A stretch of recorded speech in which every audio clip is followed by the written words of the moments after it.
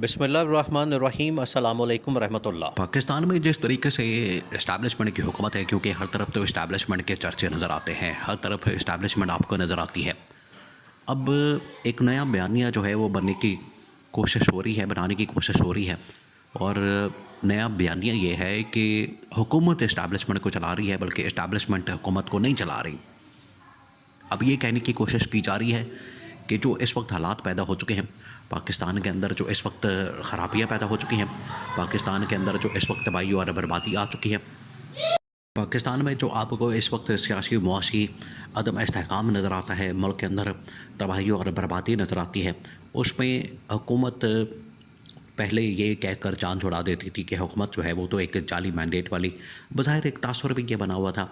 और उस तासुर को ये बड़ा फ़ायदा होता था हुकूमत को इस चीज़ का बड़ा ये एडवांटेज होता था कि ये हमारे ऊपर तो आती नहीं बात, हमें तो इस बारे में सवाल नहीं किया जा सकता, क्योंकि हमें तो कहा जाता है कि फॉर्म 47 की हुकूमत, हमें कहा जाता है एक जाली हुकूमत, हमें कहा जाता है कि हमारे पास आवाम का सपोर्ट नहीं, आवाम का मैंडेट नहीं, आवाम की हिमायत नहीं, आवाम का वोट नहीं, जिसकी वजह से हमें तो नहीं पूछा जाएगा। पूछ रहे हैं तो फिर जाके इस्टेब्लिशमेंट से पूछें, इस्टेब्लिशमेंट सारी इसके ज़िम्मेदार है। और अब हुकूमत ये कह रही है कि हम इस्टेब्लिशमेंट को चला रहे हैं, इस्टेब्लिशमेंट हमें नहीं चला रही, जिसके ऊपर DG ISPR जनरल अहमद शरीफ चौधरी वो भी अब मुख्तलिफ़ सेशंस करते नज़र आ रहे हैं, मुख्तलिफ़ इंटरेक्शंस करते नज़र आ रहे हैं।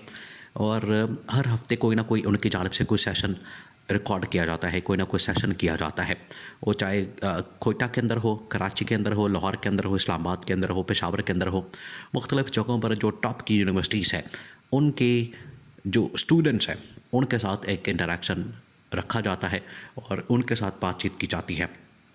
तो रिसेंटली जो जनरल अहमद शरीफ है, जो कि इस वक्त DG ISPR हैं, उनकी जानिब से जो इंटरेक्शन किया गया है बहुत बड़े पैमाने का, बहुत बड़े लेवल का, वो इस्लामाबाद में 2-3 बड़ी यूनिवर्सिटीज़ और कॉलेजेस को बुला के तो उनके साथ किया गया है। अब एजेंडा क्या? देखिए, सबसे अहम तरीन मामला ये है कि एजेंडा क्या। और इस वक्त जो पाकिस्तान को जिन बहरानों का सामना है, जिन क्राइसिस का सामना है, उसमें DG ISPR किस किस्म का एजेंडा लेकर आते हैं, किस किस्म का सलूशन निकल आते हैं और किस किस्म का हल लेकर आते हैं, ये सबसे अहम मामला है। अब DG ISPR की कुछ क्लिप्स, रिकॉर्डिंग्स और कुछ उनके अंदर जो बातें की गई हैं वो शेयर की जाती हैं, सोशल मीडिया के ऊपर बाहर आ जाती हैं। अब उनमें 2-3 चीज़ें जो है ख़ास तौर पर वो रहती है, डिस्कशन में रहती हैं, वो अंडर डिस्कशन होती हैं। उसमें 2-3 चीज़ें अहम हैं। एक तो ये कि पाकिस्तान के अंदर जमहूरियत के ऊपर जो शब खून मारा जाता है, पाकिस्तान में जो इस वक्त इस्टेब्लिशमेंट का किरदार माना जाता है, पाकिस्तान में जिस तरीके से पाकिस्तान की फ़ौज का किरदार माना जाता है, उसके ऊपर सबसे ज़्यादा सवाल किया जाता है। और उसके ऊपर DG ISPR बार बार, देखिए, जब army chief general Asim Munir ने ये चार्ज संभाला, उन्होंने आर्मी चीफ का ओहदा संभाला, तो उन्होंने आते साथ ही ये बात ज़रूर कही थी कि पाकिस्तान में इस वक्त इस्टेब्लिशमेंट अब न्यूट्रल हो चुकी है। कहने को तो वो ज़रूर कह देते हैं कि पाकिस्तान में जो इस्टेब्लिशमेंट है वो न्यूट्रल हो चुकी है, उनका अब सियासत से पाकिस्तान की जो इस वक्त पॉलिटिक्स है उसके साथ कोई लेना देना नहीं, कोई ताल्लुक़ वास्ता नहीं, किसी किस्म की मुदाखलत नहीं, किसी किस्म की इंटरफेरेंस नहीं, ये वो ज़रूर कहते हैं। लेकिन अमली तौर पर, प्रैक्टिकली, इसको साबित करना बड़ा मुश्किल हो जाता है। और उसके पीछे वजूहात भी कुछ हैं, क्योंकि इनका पूरा एक ट्रैक रिकॉर्ड है, पूरी एक हिस्ट्री है, जिस तरीके से इन्होंने पाकिस्तान की सियासत में मुदाखलत की है। और वो चाहे सियासत हो, सिक्योरिटी के मामलात हों या मईशत के मामलात हों या किसी जगह पर भी कोई भी मसला हो। आप देखिए, यहाँ पर कोरोना आ जाए तो फ़ौज को मैदान में उतारना पड़ता है, यहाँ पर डेंगू आ जाए तो फ़ौज को मैदान में उतारना पड़ता है, सैलाब आ जाए, ज़लज़ला आ जाए, और अब ये स्मॉग आ गई है तो लगता है इसमें भी फ़ौज को मैदान में उतारना पड़ेगा। अब ये क्योंकि ऊपर फ़िज़ा के अंदर है, इसमें कोई ऐसा रोल नहीं, वरना इसके अंदर भी फ़ौज को डाल दिया जाता और इसमें भी फ़ौज के कंधों पर ये जिम्मेदारी डाल दी जाती है। ये एक ट्रैक रिकॉर्ड तो ज़रूर है कि जब भी कोई मसला आता है तो वहाँ पर फ़ौज को मैदान में उतार दिया जाता है। अब ये इस चीज़ को मद्देनज़र रखते हुए DG ISPR की जानिब से ये क्लियरली कहा गया कि हमारा इस वक्त सियासत से कोई लेना देना नहीं है। अब बात वो ये है कि पाकिस्तान में अब एक नया बयानिया बिल्डअप किया जा रहा है। उसकी वजह यह है कि आगे जो इनको नज़र आ रहा है आगे जो हालात नज़र आ रहे हैं, आलमी दबाव बहुत ज़्यादा बढ़ जाना है, IMF का, अमेरिका का, बरतानिया का, और उन्होंने मिलकर एक आवाज़ बुलंद करनी है, एक बात करनी है कि पाकिस्तान में आप सिविल हुकूमत और जो सिविल हुक्मरानी है उसको मेक श्योर करें। क्योंकि अगर जितनी देर तक पाकिस्तान में सिविल हुकूमत इतनी ताकतवर नहीं होती, उनके पास पावर नहीं आती, उनके पास मैंडेट नहीं आता, उनके पास वोट और आवाम की ताकत नहीं आती, उतनी देर तक ये इंडिपेंडेंटली फ़ैसले नहीं कर सकते। तो उनके पास पावर का आना, ताकत का आना बड़ा ज़रूरी है।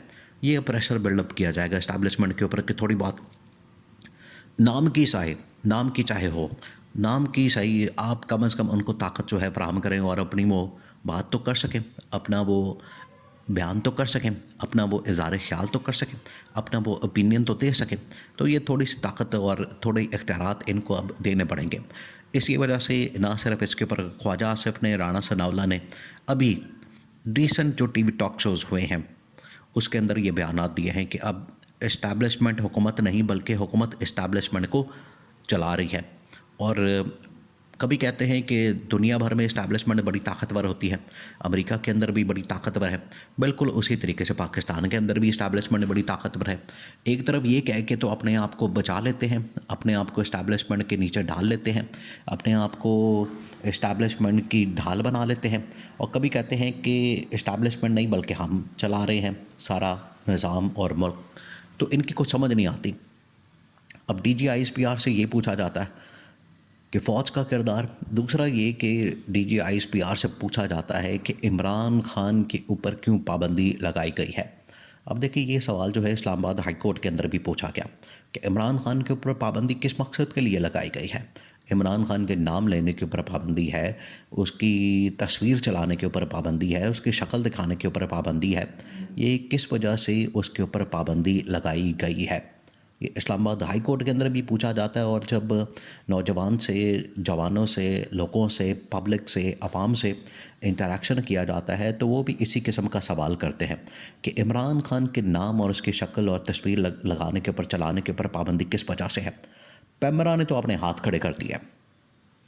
उन्होंने पैमरा का हाथ खड़ा करने का मतलब ये है कि उन्होंने हुकूमत के सर से ये टाल दिया है और ये डाल दिया है इस्टेब्लिशमेंट के ऊपर।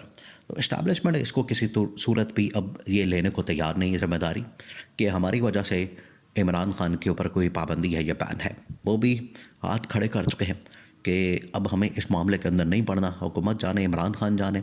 अगर इन्होंने डील करनी, मुज़ाकरात करने, बातचीत करने, इसी वजह से राना सनाउल्लाह ने फिर कहा है कि हम मुज़ाकरात करना चाहते हैं इमरान खान के साथ, हमारे साथ वो करें। और ये अब सूरत हाल वाज़ेह होती जा रही है।